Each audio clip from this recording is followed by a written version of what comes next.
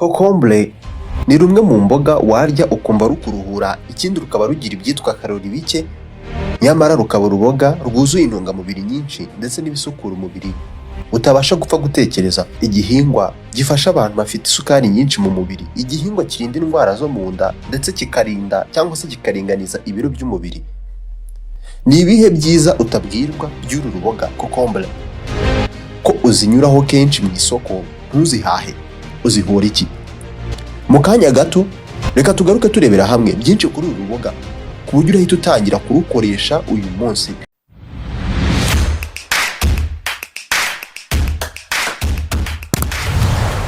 Kokombure turebeye mu ntungamubiri z'iki gihingwa, ni igihingwa kigira karori nke, bityo kikaba kidatera umubyibuho utari ngombwa.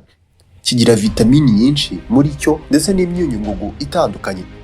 Nk'urugero, kokombure imwe y'amagarama 301 uyiriye ukayijyana n'igishishwa cyayo ishobora kuba ifite karori ziri ku kigero cya 45. Usangamo amagrame 0.3 y'ibinure, grame 11 z'ibitera imbaraga, amagrame 2 ya proteine cyangwa se ibyubaka umubiri, ndetse na grame 1.5 bya fibre. Iyi kokombure tuvuga ishobora kuba ifite grame 8 za vitamine C, micrograme 49 za vitamine K, 39 za magnesium, miligrame 442 za potassium, ndetse na miligrame 0.2 za manganese. Ndabizi nturi inzobere mu by'ubuzima, reka ngusobanurire icyo ibi bintu bivuze. Kokombure zigizwe na 96% by'amazi. Abantu benshi ikibazo bazirya nabi. Kokombure kuyirya neza ni ukuyirya iriho igishishwa. Iki gihe intungamubiri zose zayo zikugeraho. Iyo uyihase vitamine zayo n'imyunyungugu zayo cyangwa se byayo biragabanuka.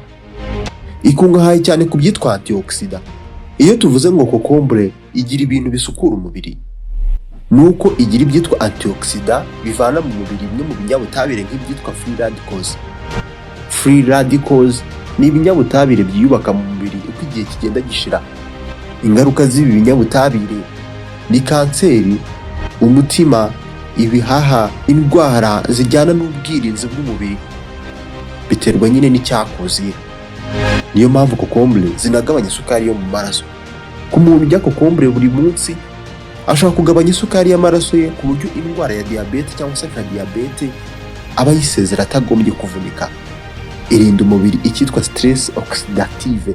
Stress oxidative ubusanzwe ni itera umubiri kubatwa na diyabete. Ntabwo igarukiraho, kokombure ituma mu nda hamera neza. Kenshi ku muntu umubiri we iyo utakaje amazi menshi, umuntu ahita arwara umwuma wo mu nda, ibyo bita constipation. Kokombure ubwayo mu bintu ihereza umubiri bihagije ni ikintu cyitwa amazi. Byose ibikesha ku kuba kokombure ubwayo igira amazi menshi muri yo. Niyo uyirya urabyumva. Ituma umubiri ubona amazi ku buryo mu nda amara akora neza. Tutarakomeza n'abasuhuje, nitwa Samuel Mugisha, mbaye ikaze kuri YouTube channel yanyu turi mu Montagne Rwanda. Mwebwe bashyashya hano, mwibuke mukandi like kuri iki kiganiro, mugore subscribe kuri channel yacu twabakoreye, nibwo muzajya mubona ibindi biganiro rusange tubagezaho, ibiganiro bigisha buri munsi birihutirwa.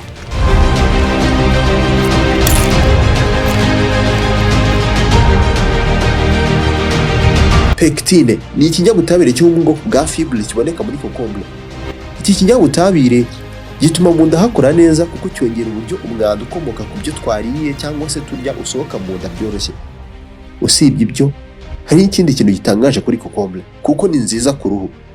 Kubera ko kokombure ari uruboga rwongera ubuhehere uruhu, kokombure yagufasha kugabanya iminkanyari cyangwa se no kwirinda iminkanyari. Hari n'abazikoresha bazishyira ku maso, ibi uzabibona henshi.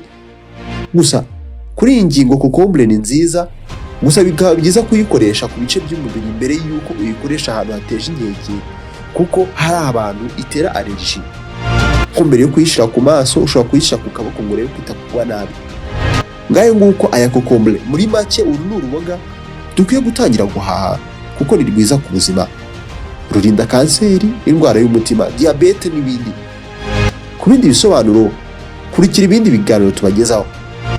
Nshuti bakunzi bacu, twishimira ko mugiye gukurikira Telemutangi Time Rwanda. Ikiganiro natugisoreje. Iki kiganiro wagikunze manuka munsi y'ivideo wandika ijambo rigira riti duhereza ibindi, nanjye ndashyiramo agatege dushobora kubahereza ibiganiro byinshi byiza. Ku kirahuri cyawe hagana iburyo hariho ibindi biganiro wareba. Mwibuke mukore subscribe, birihutirwa.